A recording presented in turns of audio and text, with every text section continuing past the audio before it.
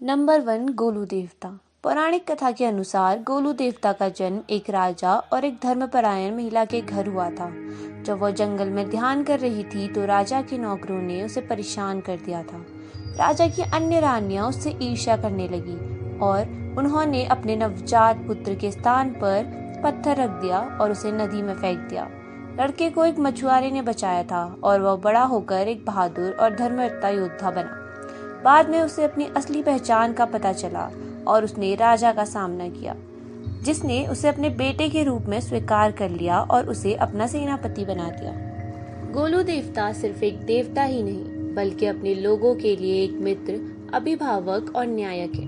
वह सत्य, न्याय और प्रेम का अवतार है। वह कुमाऊं की दिव्य आत्मा गोलू देवता है। गोलू देवता अपने लोगों के प्रति दया और करुणा के लिए जाने जाते थे। वह अपने सफेद घोड़े पर यात्रा करते थे और उनकी समस्याओं और शिकायतों को सुनते थे। वो हमेशा उनकी हर संभव मदद करेंगे और पीड़ितों को न्याय दिलाएंगे। गोलू देवता आज भी अपने भक्तों के बीच पूजनीय हैं, जो उन्हें सम्मान और कृतज्ञता के प्रतीक के रूप में सफेद कपड़ा, पगड़ी, शॉल व घंटियां चढ़ाते हैं। वे उन्हें पत्र भी लिखते हैं और अपने मामलों में हस्तक्षेप और मार्गदर्शन मांगते हैं।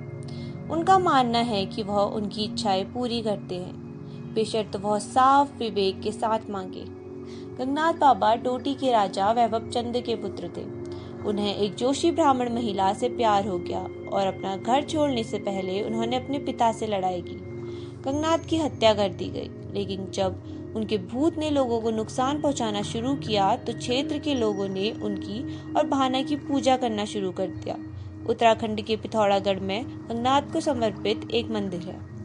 नंबर 3 भूमियाल देवता क्या होते हैं? ओके, भूमिया का मतलब होता है भूमि का स्वामी। भूमि मतलब जमीन। तो भूमिया उनकी जमीन में रहने वाले लोगों, उनके जानवरों, उनकी फसलों की रक्षा और देखभाल करते हैं। इसीलिए लोग उन्हें क्षेत्र रक्षक के रूप में पूजते हैं। अच्छा, भूमियाल को अलग अलग जगहों पर अलग अलग नामों से जाना जाता है। कहीं पे क्षेत्रपाल, कहीं पे कंडोलिया, कहीं पे भूमिया बाबा, कहीं पे झाकर सैम। इनका सिंबल गोल मटोल टाइप पत्थर होता है। लोग उसकी पूजा करते हैं और कई गाँव में तो लोग उसे अपनी छत पर भी रखते हैं कि भूमिया देवता का आशीर्वाद बना रहे। तो यही कारण है कि अगर गांव के लोग कुछ भी शुभ कार्य करते हैं तो भूमिया देवता को जरूर याद करते हैं। जय भूमिया देवता की।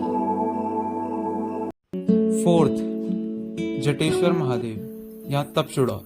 जटेश्वर महादेव, इन्हें तपचुड़ा महादेव के नाम से भी जाना जाता है। तपचुड़ा का मतलब होता है एक ऐसा स्थान जहाँ तप किया जाए। इन बाबा का वर्णन स्कंद पुराण मानस खंड के अंदर आता है। वहां बताया गया है कि यह बाबा नेपाल से आए हैं, जो शिव का रूप है, या हम कह सकते हैं कि ये खुद शिव है। और हमें इनका मंदिर पिथौरागढ़ में मिलता है। और हमें यह जानकारी हासिल हुई है कि इन बाबा की 10 दिशाओं में 150 नाली जमीन है। और जहां पर यह मंदिर बना है वह एकदम बीच का हिस्सा है 6 पट्टी सोड़ का, और वह 6 पट्टियां हैं पौण पट्टी, महर पट्टी, सोन पट्टी, वल्दिया पट्टी और लेलू पट्टी। नंबर 5 हिल जात्रा। हिल जात्रा गमारा के यानी आटू साटू के 10 दिन बाद पिथौरागढ़ जिले के कुमौड़ गांव में मनाया जाता है। यह एक त्योहार की तरह मनाया जाता है जिसमें लोग खेती करने वालों को और किस प्रकार से खेती की जाती है उस चीज को दिखाते हैं। कैसे कुमौड़ गांव में हिल जात्रा शुरू की गई, इसके विषय में 4 वीर मेहर भाइयों की कथा प्रचलित है। माना जाता है कि एक बार यह 4 भाई नेपाल घूमने गए। वहाँ एक भैंसा था जिसकी सींग बहुत पीछे तक और बहुत लंबी थी। उसको कोई नहीं काट पा रहा था। फिर इन चारों भाइयों ने अपना दिमाग लगाया और उस भैंसे को काट डाला।